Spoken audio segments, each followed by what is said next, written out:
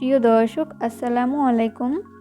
Welcome back to my channel delicious cooking by Tahira. আজকের পর্বে আপনাদেরকে আলু আর নুডলস দিয়ে ঝটপট আর অসম্ভব মজাদার মুচমুচে বিকেলের নাস্তা তৈরি করে দেখাবো।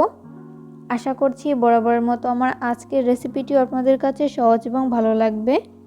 আর এই নাস্তার রেসিপিটি একবার বাসায় তৈরি করলে কিন্তু বারবার তৈরি করার রিকোয়েস্ট আপনাদের কাছে আসতেই থাকবে। তো চলুন দর্শক রেসিপিটি দেখে নিচ্ছি শুরু থেকে শেষ পর্যন্ত। নাস্তা তৈরি করার জন্য আমি এখানে বড় সাইজে 2টা আলু সিদ্ধ করে নিয়েছি।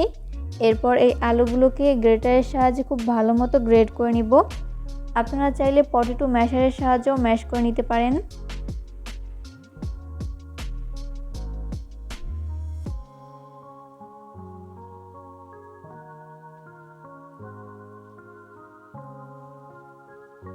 তো ম্যাশ করে নেওয়া হয়েছে। এরপর আমি এর মধ্যে বাকি উপকরণগুলো ব্যবহার করছি হাফ চামচ পরিমাণ হলুদের গুঁড়া, হাফ চামচ পরিমাণ মরিচের গুঁড়া, ঝালটা স্বাদ বুঝে কমিয়ে বাড়িয়ে অ্যাড করতে পারেন।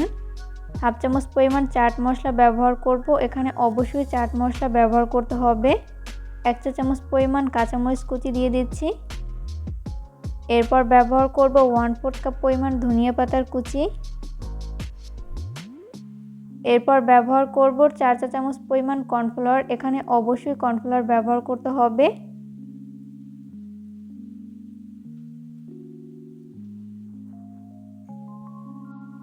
এরপর ব্যবহার করব স্বাদমতো লবণ। এরপর এই সমস্ত উপকরণগুলোকে হাতের সাহায্যে খুব ভালো করে মিশিয়ে নিচ্ছি।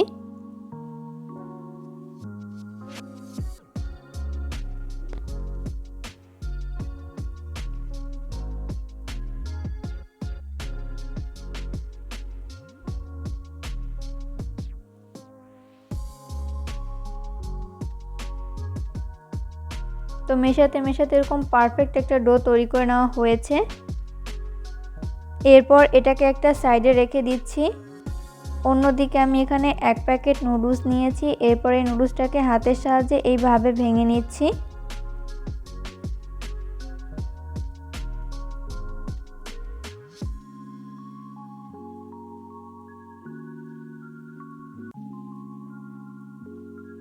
নুডলসটাকে ভেঙে এইভাবে গুঁড়ো করে নেওয়ার পর একটা প্লেটে আমি ঢেলে নিব।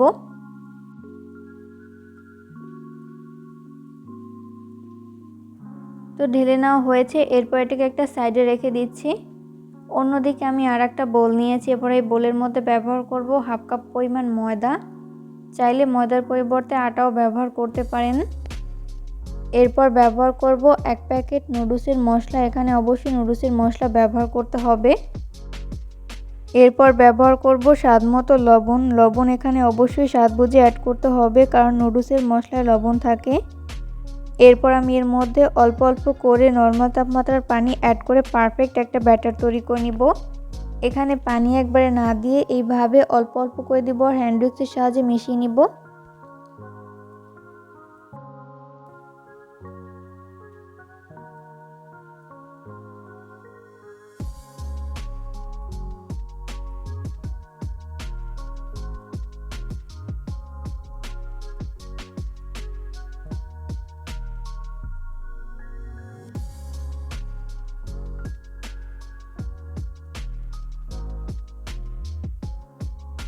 তো মেশাতে মেশাতে এরকম পারফেক্ট একটা ব্যাটার তৈরি করে নেওয়া হয়েছে। আর এই ব্যাটারটি তৈরি করতে 1 কাপের মতো পানি লেগেছে। এরপর আমি এখান থেকে অল্প অল্প করে মিশ্রণ নিয়ে নিচ্ছি।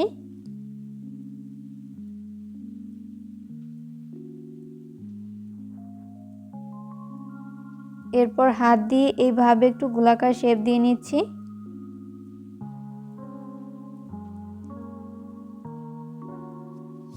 এরপর 2 হাতের তালুর সাহায্যে এইভাবে রোল তৈরি করে নিচ্ছি।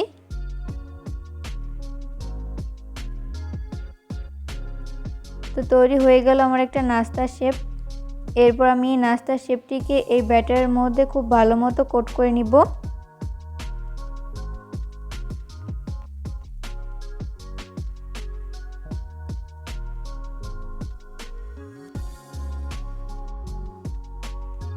তো কোট করে নেওয়া হয়েছে। এরপরে এই নাস্তার শেপটিকে আমি নুডলসের মধ্যে খুব ভালো মতো গড়িয়ে নিব।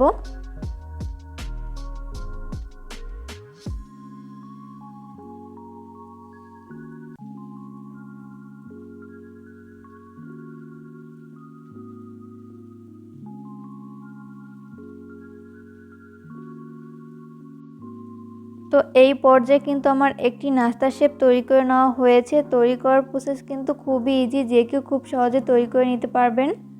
সেমভাবে আমি সবগুলো নাস্তা শেপ তৈরি করে নিয়েছি।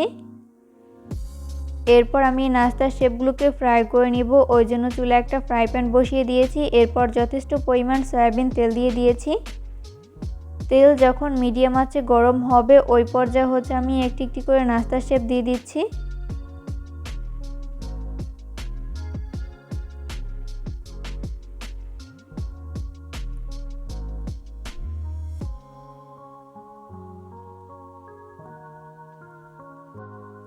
এই পর্যায়ে সবগুলো নাস্তার শেপ দিয়ে দেওয়া হয়েছে। নাস্তাগুলো ফ্রাই করতে করতে যখন এক পাশ ভালো মতো ফ্রাই করে নেওয়া হবে ওই পর্যায়ে আমি উল্টে দিব অপর পাশটি ফ্রাই করে নেওয়ার জন্য।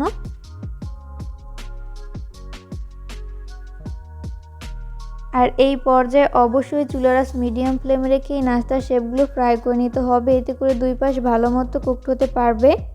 কোনোভাবেই চুলার আঁচ হাই ফ্লেমে রেখে নাস্তার শেপগুলো ফ্রাই করা যাবে না, সেক্ষেত্রে উপর থেকে খুব দ্রুত কালার চলে আসবে, তবে ভেতরটা ভালো মতো কুকড হবে না, তাই লো আঁচে ভেজে নিতে হবে।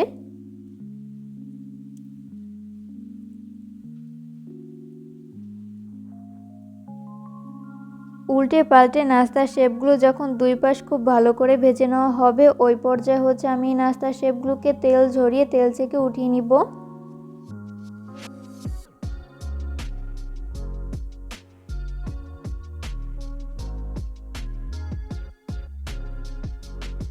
তো এই পর্যায়ে আমার সবগুলো নাস্তার শেপ ভেজে উঠিয়ে নেওয়া হয়েছে। আমি এগুলোকে একটা নাস্তার প্লেটে তুলে নিয়েছি। চেষ্টা করেছি রেসিপিটি সহজভাবে শেয়ার করতে। আশা করছি আজকের রেসিপিটি আপনাদের কাছে অনেক ভালো লেগেছে। রেসিপি ফলো করে অবশ্যই বাসায় ট্রাই করবেন, দেখবেন পরিবারের ছোট থেকে বড় সবাই অনেক বেশি পছন্দ করবে আর অনেক মজা করে খাবে। ভিডিও ভালো লাগলে অবশ্যই ফ্রেন্ডস অ্যান্ড ফ্যামিলিদের মাঝে শেয়ার করবেন। তো আমি একটা নাস্তা শেপ আপনাদের মাঝে ভেঙে শেয়ার করছি, যেটা কতটা পারফেক্ট হয়েছে বাসায় ট্রাই না করলে বুঝতেই পারবেন না। পরবর্তী ভিডিও দেখার আমন্ত্রণ জানিয়ে আজকের মতো এখানেই বিদায় নিচ্ছি। সবাই অনেক বেশি ভালো থাকবেন। আল্লাহ হাফেজ।